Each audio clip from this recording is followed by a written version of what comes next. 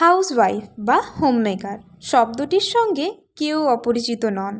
অনেক সময় পুরুষদের বলতে শুনেছি, আমার ওয়াইফ তো কিছু করে না, শি ইজ হাউসওয়াইফ। ছেলে মেয়েদের বলতে শুনেছি, মা তো কিছু করে না, মা হাউসওয়াইফ।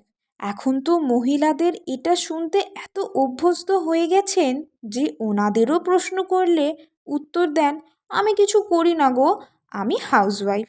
এই কথাটা আমার বড্ড কানে লাগে। আমি কিছু করি না মানে?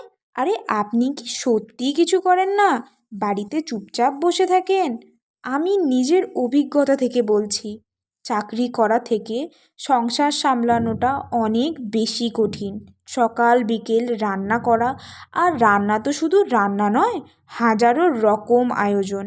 কাটা বাছা ধোয়া, কে কী পছন্দ করে সেটা মাথায় রেখে রান্না করা, ছেলে মেয়েদের টাইম টু টাইম খাওয়ানো পড়ানো, যারা বাইরে থাকে তাদের টিফিন করা, ঘর ঝাঁট দেওয়া মোছা, জামা কাপড় ধোয়া কাচা মেলা, সকলকে খেতে দেওয়া, থালা বাসন ধোয়া, হাজারো কাজ গুণে শেষ করা যাবে না।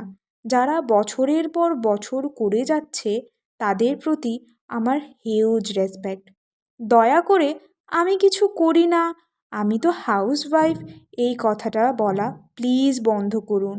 আপনি করেন, আর বাড়ির সবটা আপনিই করেন। দেখুন তো, কথা বলতে বলতে আমিও কেমন রান্নাটা করে নিলাম। ভিডিওটা ভালো লাগলে একটা ফলো আর সাবস্ক্রাইব করে যাবেন।